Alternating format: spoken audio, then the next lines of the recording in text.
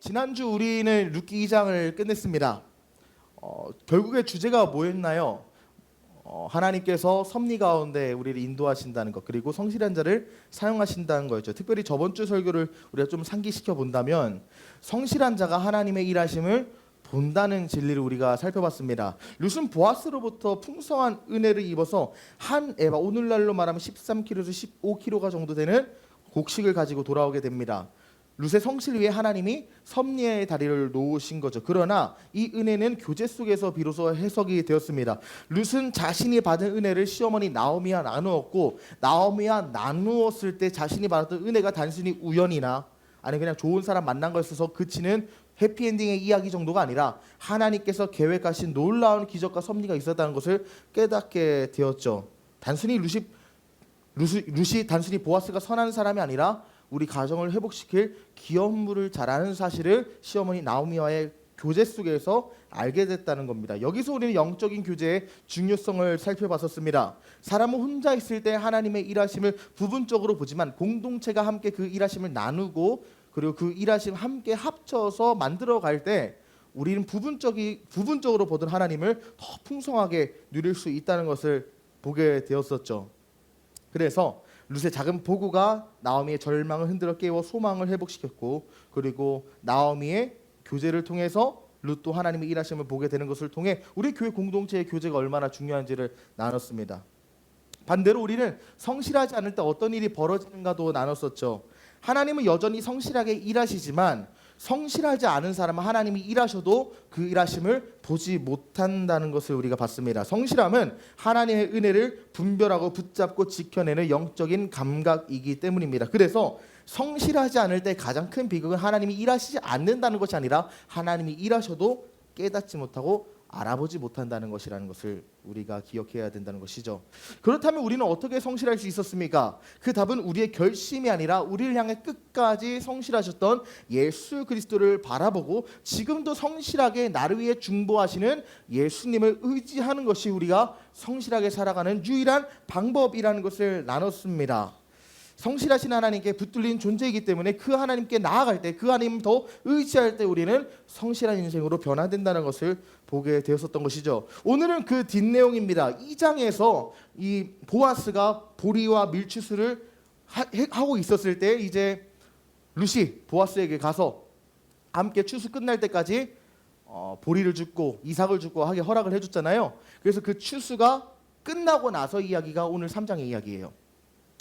오늘 3장 전체적인 맥락 제가 성경통도 한 번씩 해오라고 말씀드렸기 때문에 성경 읽으신 분들 이해 못하실 수도 있겠지만 조금 문맥을 보신 분들은 조금 이상하다 느끼셨을 거예요. 왜냐하면 3장의 내용을 그냥 단편적으로 보면 상당히 선정적으로 보일 수도 있고요. 그냥 로맨스 이야기 아닌가 이 정도로 느껴질 수밖에 없기 때문에 이곳에서 하나님이 의도하는 바가 뭐지 잘 파악하기가 힘들 수 있다고 생각이 듭니다. 그러나 이것은 단순히 룻과 보아스의 러브 스토리를 조명한 이야기가 아니라 사실은 하나님의 은혜가 한 사람과 한 가정과 그리고 한 국가 위에 어떻게 임하는지 그 은혜가 임하는 방식을 오늘 이 이야기를 통해서 보여주는 것이라는 것을 우리가 잊지는 말아야 될 것 같아요. 더 나아가 오늘 본문은 예수 그리스도와 우리 성도, 그리스도와 교회의 관계를 예표하고 있습니다. 예수님과 우리가 어떻게 관계를 맺고 있는지 깊이 묵상할 수 있는 구절이 바로 오늘 우리가 읽은 본문이라는 거예요. 그래서 오늘 우리가 이러한 풍성한 은혜를 나눌 때 오늘 말씀을 통해서 하나님을 아는 지식과 그분을 사랑하는 것이 더 넘쳐나고 충만히 자라나기를 우리 주의 이름으로 간절히 소망하고 축복합니다. 오늘 본문의 상황을 보면요, 시어머니 나오미가 룻에게 이렇게 말하는 장면을 볼 수 있습니다. 룻의 시어머니 나오미가 그에게 이르되 내 딸아 내가 너를 위하여 안식할 곳을 구하여 너를 복되게 하여야 되지 않느냐 말을 하는데요. 여러분, 우리가 청년의 때를 살아가다 보면 우리는 풍족함에 대한 갈구가 있습니다. 살아가면서 다른 것은 다 넘쳐도 유일하게 없는 것이 뭘까? 청년의 때 없는 것이 뭘까 생각하면 돈이잖아요. 돈이 없잖아요. 그래서 돈만 있으면 좀 인생 편하게 살 것 같이 느껴지는 게 사실이고 현실입니다. 그러나 여러분 명심해야 될 사실이 물질은 절대로 나에게 안식을 주지 못한다는 거예요. 오히려 물질을 가질수록 나의 안식이 빼앗깁니다. 이 물질을 지키기 위해서, 이 물질을 더 불리기 위해서 나의 안식을 더 희생시키고 소모시켜야 되기 때문에 물질은 결코 나에게 안식을 주지 않아요. 물론 나에게 편안함은 줄 수 있습니다. 나에게 편안함은 줄 수 있지만 그 편안함을 유지시키는 것조차 나의 안식을 소모하기 때문에 물질은 절대로 우리에게 안식의 근원이 되지 못합니다. 그래서 오늘 본문에서 나오미가 안식을 찾는 것 아니겠습니까? 왜냐하면 룻기 2장을 봤을 때 그들은 이미 먹고 남을 충분한 곡식을 추수했어요. 이전의 상황과 봤을 때는 완전히 정반대의 상황인 거예요. 시어머니 나오미와 룻이 함께 먹고도 남을 충분한 곡식을 갖고 있었습니다. 오늘날로 말하면 물질, 돈을 어느 정도 얻게 됐어요. 그럼에도 불구하고 지금 나오미가 뭘 구해요? 안식을 찾고 있어요.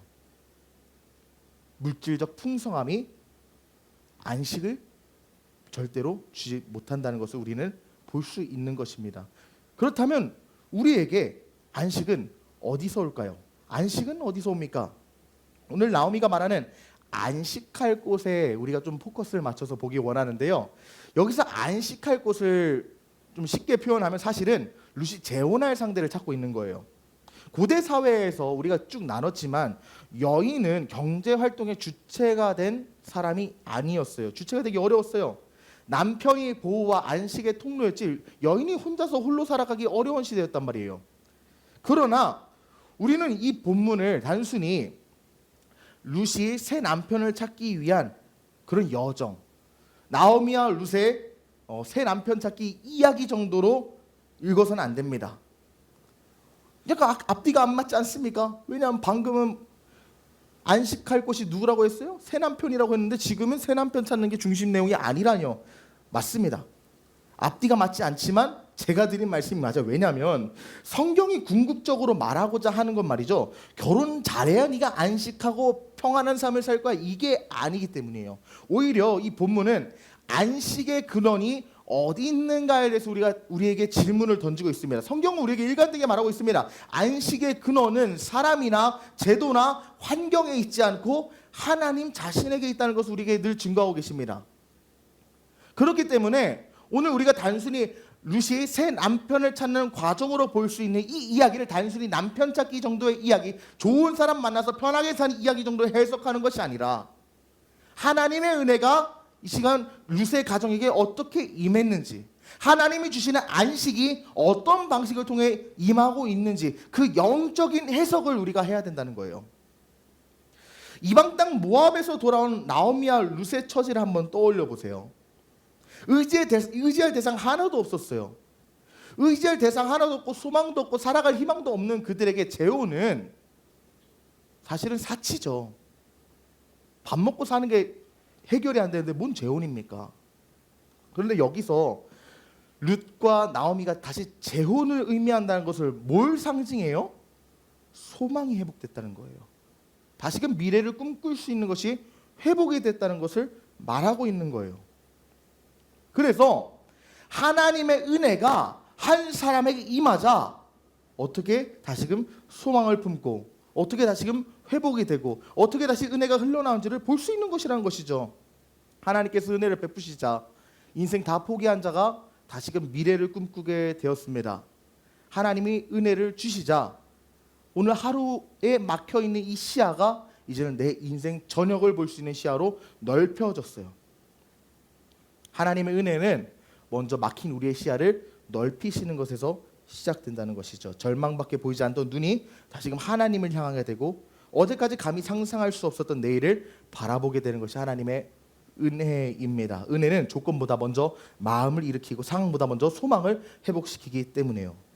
그래서 나오미는 더 이상 지금 절망 가운데 머물러 있지 않은 거예요. 은혜를 경험한 그는 이제 룻을 위해서 안식할 곳을 구하겠다고 말합니다. 이것은 인간적인 계산에서 나온 낙관이 아니라 하나님께서 이미 일하고 계심을 믿고 체험하고 신뢰하는 믿음의 선택이었어요.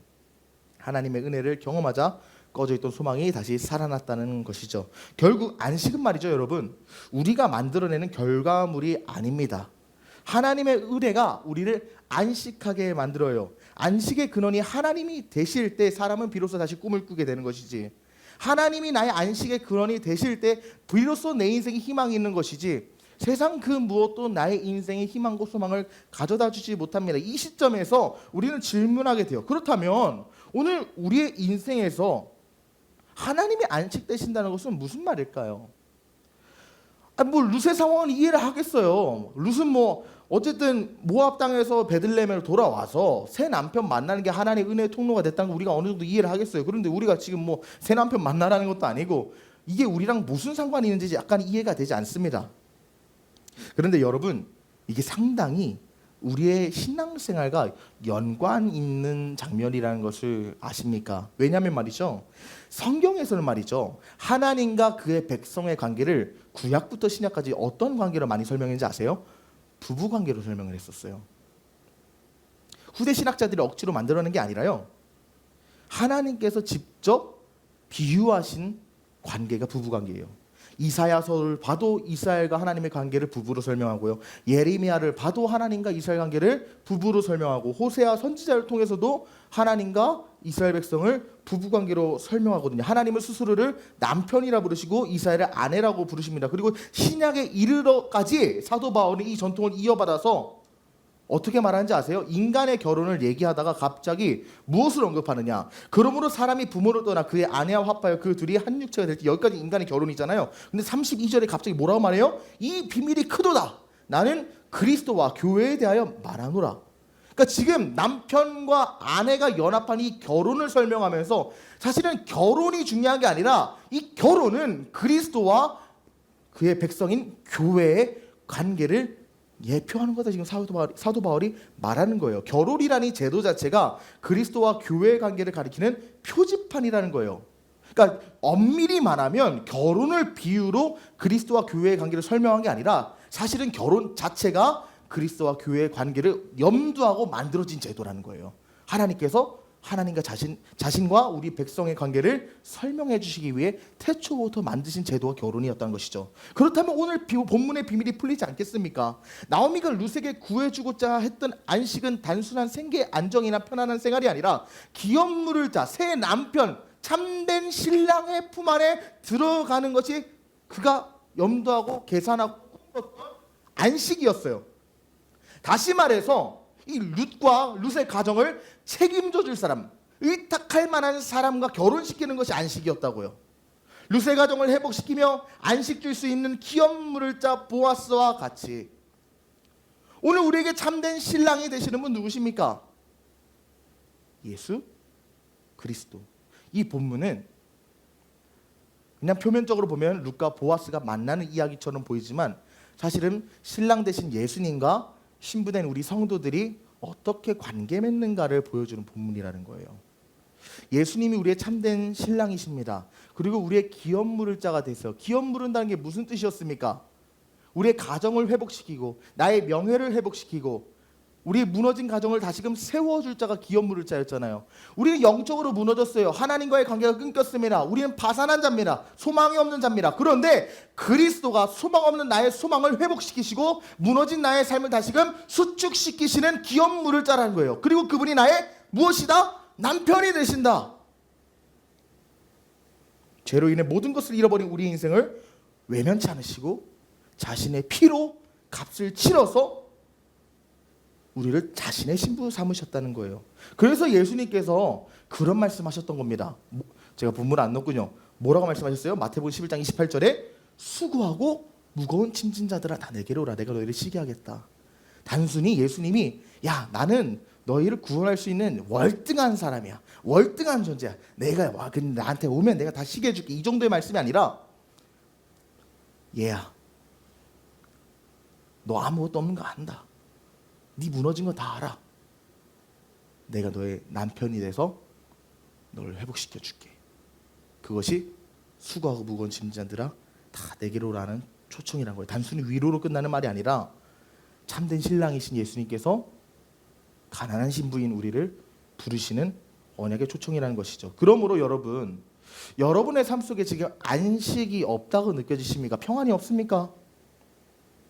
스스로 안식을 만들어내려고 애쓰지 마십시오. 정말 참된 안식은 말이죠, 여러분.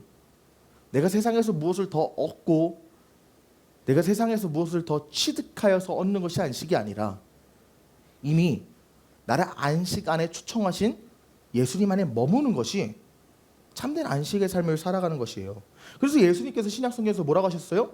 나는 안식일의 주인이다. 안식일의 주인 되신 주님께서 여러분을 쉬게 하십니다. 세상 모두가 나를 정죄하고 억제이지만 나에게 평안과 회복을 주신다는 거예요. 마치 모압 땅에서 돌아온 미천한 이방 여인 룻과 같이 아무것도 없는 우리 존재를 그분 덮으시고 품으시고 신부 삼으신다는 것이죠. 그렇기 때문에 우리에게 어떠한 조건이나 자격이 필요 없습니다. 그분이 품으셨기 때문에, 이미 품으셨기 때문에 내가 무엇을 더 요구받지 않는다는 거예요. 그렇다면 나의 참된 신랑이시자 기업 물을 자가 되시는 예수님의 은혜를 우리가 어떻게 실질적으로 누릴 수 있을까요? 우리 사실 지식적으로는 다 압니다. 예수님이 나의 신랑이시라는 것, 내가 그분의 신부라는 것, 교회 1, 2년만 다녀도 한 번쯤은 들었을 지식인데 그것이 솔직히 잘 와닿지가 않아요. 내가 예수님하고 진짜 뭐 결혼식을 한 것도 아니고. 어떻게 실질적으로 내가 안식에 거할 수 있을까? 여러분 기억하십시오. 순종하는 자가 안식할 수 있습니다. 예수님께서 값없는 은혜로 우리의 참된 신랑이 되어주사 내 무너진 모든 기업을 물러주셔요. 그러나 그 주님께 우리의 인생을 맡겨드리지 않는다면 우리는 그분이 주시는 참된 안식을 경험할 수 없습니다. 안식은 우리 예수님 안에 거할 때 주어지는 은혜의 선물이기 때문이죠. 은혜는 값없이 주어지지만 그 은혜는 순종의 자리에서 누릴 수 있는 거예요. 받기만 하는 것이 중요한 게 아니라 받고 나서 포장지를 뜯어야죠. 선물을 받는 게 중요한 게 아니라 받고 나서 뜯어서 써야죠. 무상으로 선물은 받습니다. 그것은 은혜입니다. 그러나 여러분 그 포장지를 뜯는 것은 여러분의 몫이에요. 룻은 어떻게 그 포장지를 뜯었습니까?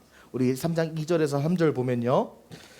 내가 함께하던 하녀들을 둔 보아스는 우리의 친족이 아니냐. 보라 그가 오늘 밤에 타작마당에서 보리를 까불리라. 그런즉 너는 목욕하고 기름을 바르고 의복을 입고 타작마당에 내려가서 그 사람이 먹고 마시기를 다 하기까지 그에게 보이지 말라. 이게 무슨 말이냐면 쉽게 말해서 나오미가 지금 룻에게 이렇게 말한 거예요. 얘야 보아스는 우리의 기업 물자인 거 내가 저번에 말해서 알지.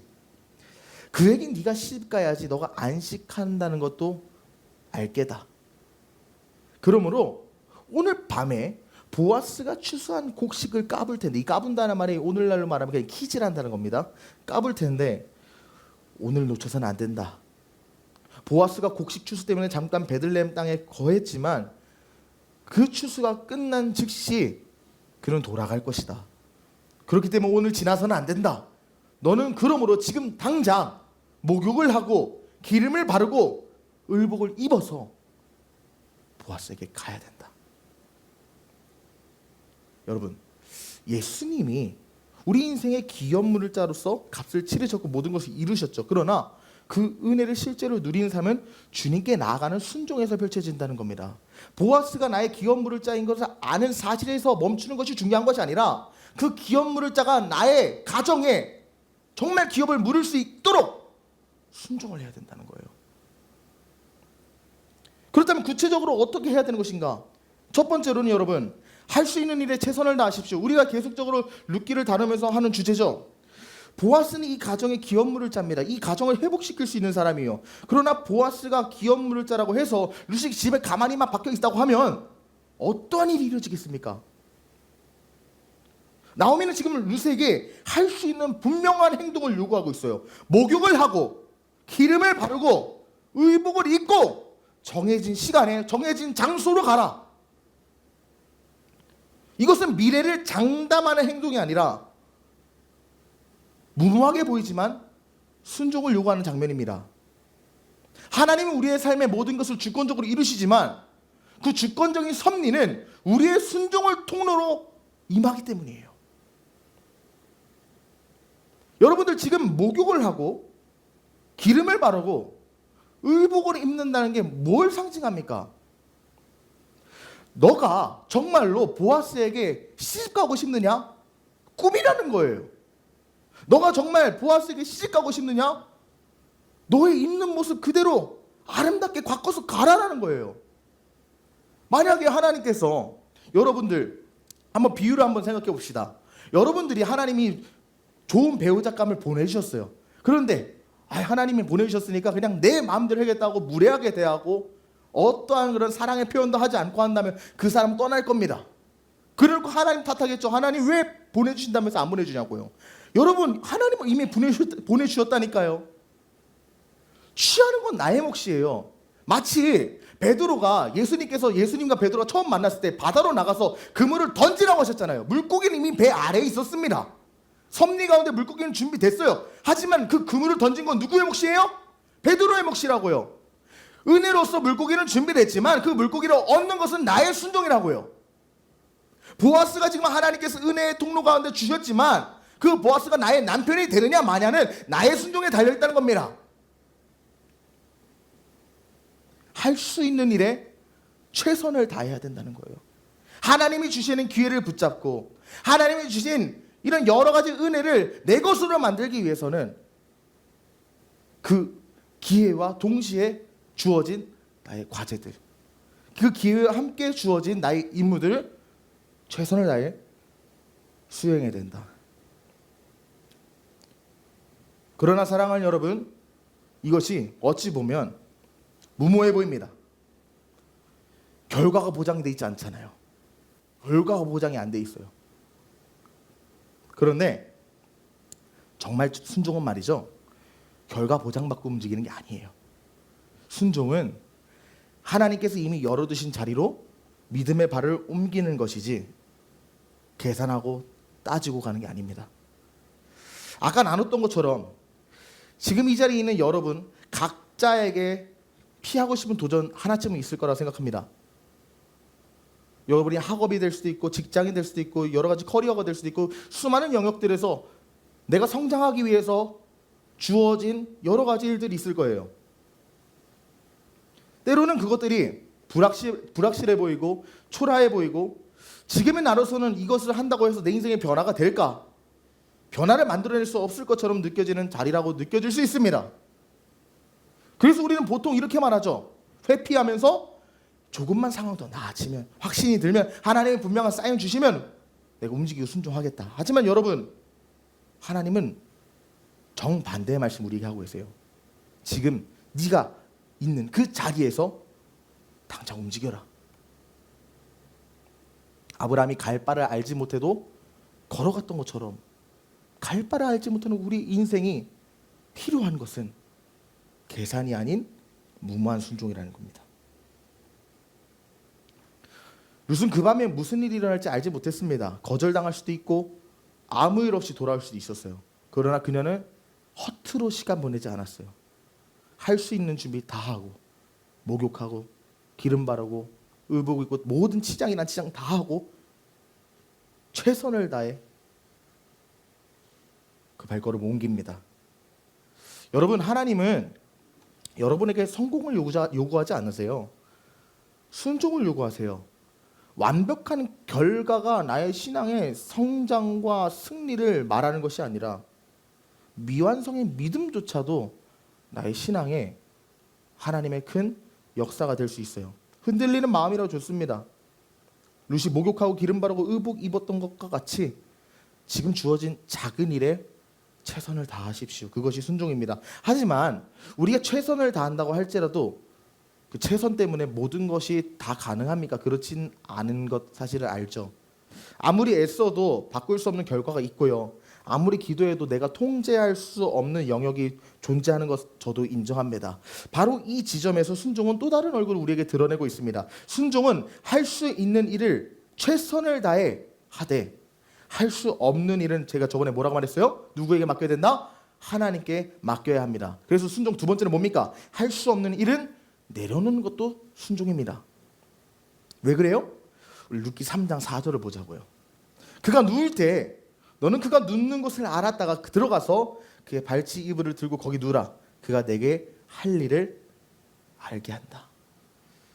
룻은 지금 최선을 다해서 목욕하고 기름 바르고 의복을 입어서 나아갔지만 선택은 룻이 하는 게 아니라 보아스가 하는 거잖아요. 그래서 나오미가 말하는 거예요. 아가, 너 지금 최선 다했지? 그럼 된 거야. 그 다음에 결과는 하나님께 맡겨. 하나님께 맡겨. 너가 할 수 없는 영역, 그 할 수 없는 영역 때문에 너의 마음 무너지지 않아도 돼. 할 수 없는 것 하지 마. 그걸 말하고 있는 것이죠. 선택권은 하나님께 있는 겁니다. 우리 인생의 주권은 하나님께 있는 겁니다. 그것을 인정하는 것이 우리의 겸손이요, 우리의 순종이에요.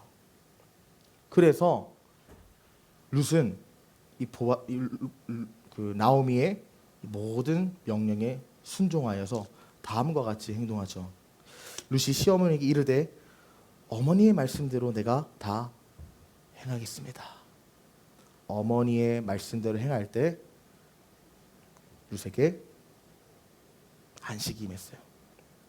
그래서 그가 타작마당으로 내려가서 시어머니의 명령대로 다 행했고, 보아스가 먹고 마시고 마음이 즐거워 곡식탄 더미 끝에 누웠을 때 어머니가 말한 대로 발치 이불을 들고 그 안에 들어갑니다. 여기서 이 발치 이불에 들어갔다는 표현을 좀 더 우리가 깊게 묵상해야 될 포인트가 있을 것 같아요. 이 발치 이불이라는 게 신학적으로요, 구약 성경에서 주권을 상징해요. 주권. 보아스의 선택권에 내가 종속되겠다는 걸 선택한 거예요. 지금 철저하게 하나님께 맡긴 거죠. 보아스에게 자기를 아내로 맞이해달라고 구애하고 아내로 맞이해달라고 막 온갖 그런 행색을 부린 것이 아니라 나는 할 수 있는 거 다 했으니 당신의 선택에 맡기겠습니다. 여러분, 이것이 우리가 가져야 되는 순종이에요. 할 수 없는 것을 하나님께 맡기십시오. 그러나 여러분, 이 모든 것을 어디에 근거해야 돼서 해야 됩니까? 말씀에 근거해야 돼요. 말씀에 근거. 할 수 있는 일에 최선 다하고 할 수 없는 것을 맡겨드리는 것을 감정에 근거해서 하는 것이 중요한 게 아니라 말씀에 근거해서 해야 된다. 왜냐하면 우리 말씀 8절 9절을 보면요, 밤중에 그가 놀라 몸을 돌이켜 본즉 한 여인이 자기 발치에 누워 있는지라. 놀랐겠죠. 갑자기 일어났는데 밑에 갑자기 젊은 여자가 누워 있으니까 놀랄 만한 기절초풍할 일이에요. 그런데 9절에 네가 누구냐 하니 대답하되 나는 당신의 여종 루시오니 당신의 옷자락을 펴 당신의 여종을 덮으소서 이는 당신이 기업물을 짜입니다. 이렇게 말을 하고 있는데, 여러분, 이게 상당히 지금 룻에게는 위험한 상황이에요. 왜냐하면 한밤중에 허락도 없이 보아스의 발치로 들어가서 그 이불을 들고 누웠는데, 남자의 발치에 들어가서 눕는다는 거 누군가에게는 오해를 살 수 있는 행동이기도 하고, 잘못하면 부정한 여인이나 낙인 찍힐 수 있는 상당히 도박성 있는 행동입니다. 그리고 심지어 폭력에 노출될 수 있는 그런 상황이죠. 그 당시 시대상을 생각해 보면. 더구나 보아스가 그녀의 요청을 거절한다면 룻은 보호자도 없이 미래도 없이 기업물을 다 잃어버리고 완전히 무너질 수 있는 처지였다고요. 그럼에도 불구하고 룻이 지금 발치 밑에 들어가는 것은 무엇 때문이에요? 맨 마지막에 당신이 기업물을 짜이기 때문에 내가 왔다. 지금 룻은 단순히 내가 보아스를 사랑하고 좋아하기 때문에 그를 꼬시기 위해 간 게 아니라 하나님께서 나와 같이 연약하고 불쌍한 자를 위하여 기업물을 자를 준비한다고 분명히 율법에서 말씀하셨는데, 하나님, 내가 그 말씀 의지하여서 도전하겠습니다. 하나님이 나 같은 자 살려주시겠다고 분명히 성경에 언약하셨는데 내가 그 말씀 믿고 지금 발치에 들어가겠습니다. 결단한 거 아니겠습니까? 결국 순종이란 뭡니까? 최선을 다하고 할 수 있는 일을 맡기되 말씀에 근거해야 된다는 거예요. 하나님의 말씀에 근거해야 된다고요. 그렇다면 우리가 어떻게 말씀에 근거한 생활을 할 수 있는가? 여러분들이 성경 말씀을 읽을 때 성령께서 깨닫게 하시고 성령께서 우리에게 말씀을 보게 하세요. 우리가 이따가 더 자세하게 나누겠지만 그것을 위해서 우리가 평소에 말씀을 읽어야지 성령이 역사하시지. 읽지 않는데 성령이 어떻게 역사하십니까? 예를 들어서 이런 거랑 똑같은 거예요. 내가 성경을 100구절 암송한 사람과 10구절 암송하는 사람이 위기의 상황에 성경을 읽히지도 않아요. 근데 그 100구절에서 나에게 더 합당한 말씀이 많이 나오겠습니까? 10구절이 많이 나오겠습니까? 100구절이죠. 결국에 여러분, 제가 예전에도 비유했는데 전쟁이 나서 그 전쟁이 날 때 군수동장 돌려서 총알 만드는 건 늦습니다. 전쟁 나기 전에 총알 만들어야 돼요. 그게 말씀입니다. 우리의 영적인 공격 언제 찾아올지 모르기 때문에 그 공격을 대비하고 시험을 대비하고 문제를 대비해서 날마다 말씀을 읽어야 돼요. 그럴 때 적재적소의 말씀이 나에게 나오게 된다니까요. 그게 성령의 사역입니다. 그 말씀이 나올 때 그 말씀을 믿고 의지해서 순종하는 거예요. 단순히 하나님 믿으니까 되겠지 하는 게 믿음이 아니라 하나님이 몇 장 몇 절에 나에게 분명히 이렇게 말씀하셨는데 내가 그 말씀을 의지해서 살겠습니다. 내가 그 말씀을 의지해서 앞이 보이는 거 아무것도 없는데 도전해 보겠습니다. 그것이 순종입니다. 근데 대다수의 경우 자기 감정에 의지해서 순종이라 착각하고 무모한 도전을 해놓고 실패하잖아요. 그때 하나님한테 따져요. 하나님, 순종했는데 결과가 이 꼬라지가 뭐예요? 아니요, 그건 순종이 아닙니다. 말씀에 근거한 순종의 인생을 살아가십시오. 그러나 우리 양심에 손을 얹고 한번 생각해 봅시다.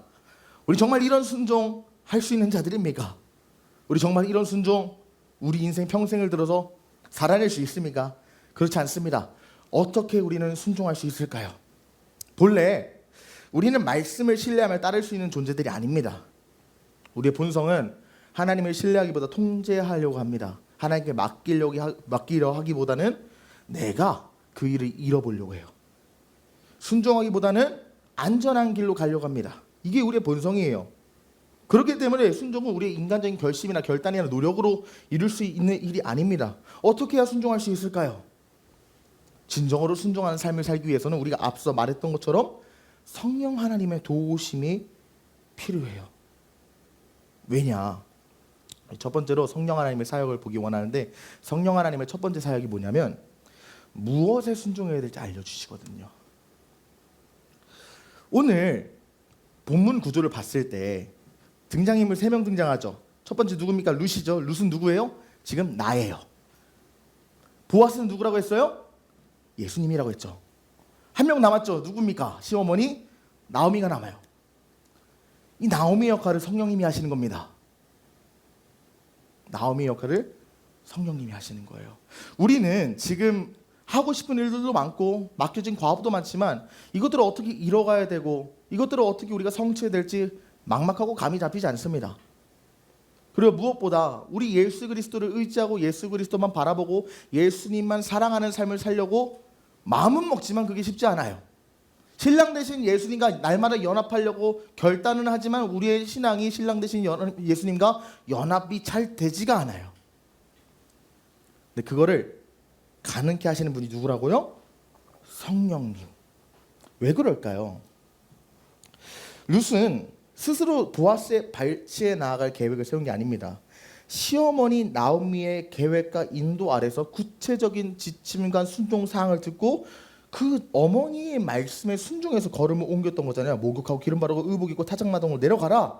무엇에 순종해야 되는지 구체적으로 알려줬고 그 가르침은 결국 룻을 기업물을 짜인 신랑 보아스에게로 인도했습니다. 성령이 오늘날 우리에게 이렇게 역사하신다는 거예요. 그리스도께로 향하는 순종의 길을 보여주시는 분은 성령님입니다. 성령은 단순히 내 감정을 고조시키고 자극하고 내 감정을 뜨겁게 달구는 분이 아니라 진리 가운데로 인도하시는 분이시기 때문에, 그렇기 때문에 여러분 성령 충만은 단순히 감정의 고조, 감정의 뜨거움을 말하는 것이 아니라 내가 얼마나 하나님께 순종하고 있는가를 말하는 척도예요. 성령 충만의 척도는 순종이다. 우리가 성령으로 충만할 때 우리는 말씀에 순종하는 삶을 살게 되고 이를 통해 신랑 대신 예수 그리스도를 향해 나아가게 된다는 것이죠. 그래서 요한복음 16장에서 성령의 사역에 대해서 설명하면서 어떻게 설명합니까? 진리의 성령이 오시면 그가 너희를 모든 진리 가운데로 인도하시리니 그가 스스로 말하지 않고 오직 들은 것을 말하며 장래일을 너에게 알리시리라. 그가 내 영광을 나타내리니 내 것을 가지고 너에게 알리시겠다. 성령은 말이죠, 독자적으로 사역하시는 분이 아닙니다. 독자적으로 우리에게 말씀하시는 분이 아니에요. 그분은 말씀의 영이시고 그리스도의 영이시기 때문에 예수 그리스도가 하신 말씀의 범위 내에서 사역하시는 분이 성령이에요. 그래서 성령이 우리에게 어떤 것을 무엇을 순종해야 되는지 알려주시는 방식이 무엇입니까? 앞서 말했던 것처럼 성경 말씀을 깨닫게 하신다니까요. 결국에 우리가 말씀을 많이 읽고 묵상하고 연구하는 것은 성령께서 내 안에 더 충만하고 풍성하게 역사하시는 장을 만드는 거예요. 진리의 영이시기 때문에 진리가 내 안에 들어와야 되지 않겠습니까? 그러므로 우리가 무엇에 순종해야 될지 분별하고자 할 때 우리는 말씀을 통해서 성령의 음성에 우리가 귀 기울이는 태도가 필요합니다. 그럴 때 성령님이 말씀하시거든요. 방식은 다 다르겠지만 이 길이 옳다, 이렇게 해라, 순종하라, 명하시거든요. 그러므로 사랑하는 여러분, 성령 안에서 날마다 말씀을 상고하고 묵상하고 연구하십시오. 이 말씀 안에 젖어 들어가 보세요. 그러면 내가 이 신앙을 성장시키기 위해, 그리고 하나님이 내게 주신 이 여러 가지 과업들을 달성하기 위해, 궁극적으로 내 삶의 영광스러운 안식에 거하기 위해 무엇을 해야 되는지 순종의 근거들을 알려주신다니까요. 아까 우리 지원자매 말했을 때 내가 무엇을 해야 될지 갈피가 잡히지 않는다고 했잖아요. 그 갈피를 잡아주시는 분이 누구다? 성령님이다. 말씀을 통해 성령께 나아가십시오. 그러나 여러분, 우리가 성령께서 무엇에 순종해야 될지 알려만 주신다면 그렇게 힘이 되지 않습니다. 왜냐하면 안다고 해서 우리가 순종하는 애들이 아니거든요. 성령님은 동시에 어떤 일을 하시냐? 순종할 힘도 주세요. 왜냐하면 우리 에베소서 3장 16절을 보면요, 그의 영광의 풍성함을 따라 그의 성령으로 말미암아 너희 속사람을 능력으로 강건하게 하신다 말하고 있습니다. 우리가 순종할 수 있는 이유는 우리 안에 선한 마음이나 강한 의지가 있기 때문이 아니라 성령께서 내 안에 오늘 살아 움직이시며 역사하시기 때문입니다. 그 성령이 나의 마음을 만지시고 나의 감정을 움직이시고 나의 뜻을 바꾸시고 마침내 이 두려움과 막막함 속에 있는 내 영혼이 순종할 수 있게 담대함을 주시기 때문이에요.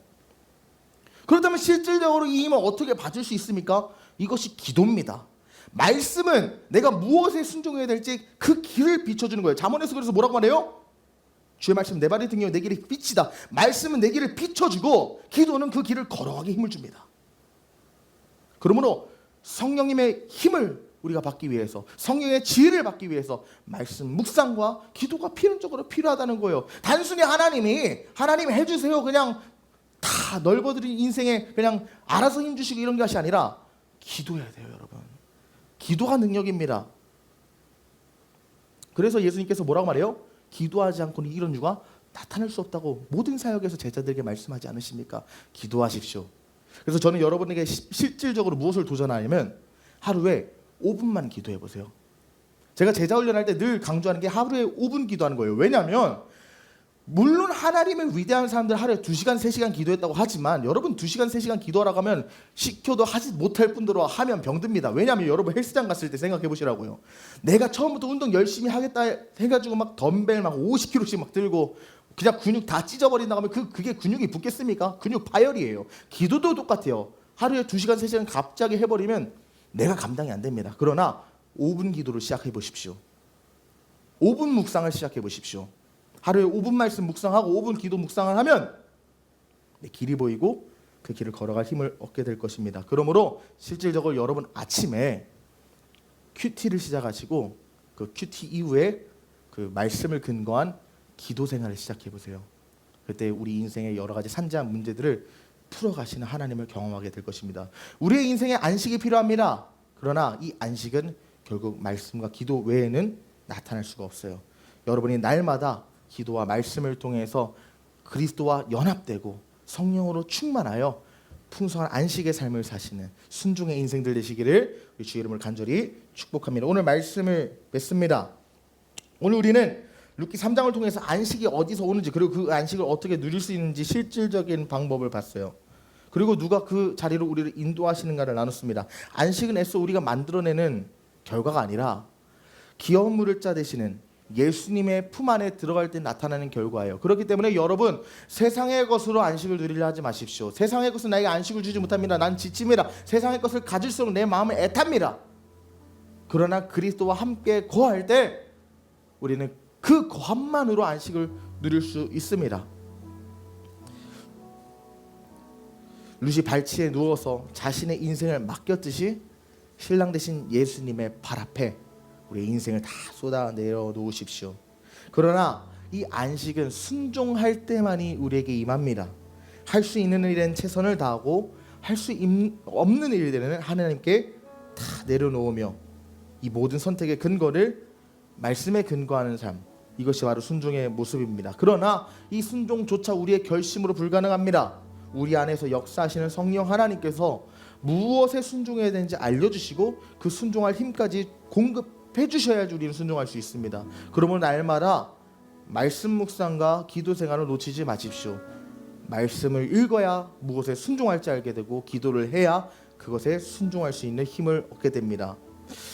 여기 계신 분들 중에 오늘 두려움 때문에 인생 걸어가는 거에 머뭇거리고 확신이 없어서 미루고 있는 인생들 있습니까? 성령의 음성에 귀 기울이면서 내 앞에 놓인 순종의 자리로 한 걸음 나아가십시오. 그 자리에서 하나님께서 안식을 허락하실 것입니다. 예수 그리스도 안에서 날마다 안식을 누리시는 저와 여러분 되시기를 우리 주 이름을 간절히 축복합니다.